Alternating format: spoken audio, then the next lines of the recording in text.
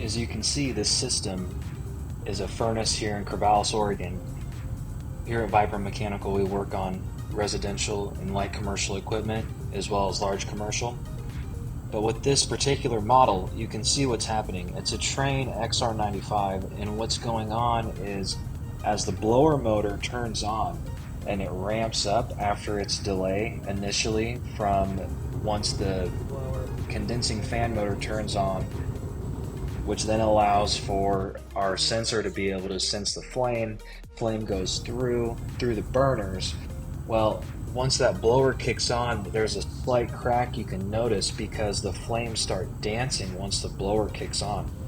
You shouldn't see any movement in flame as the blower is turning on, thus deeming this system borderline condemned.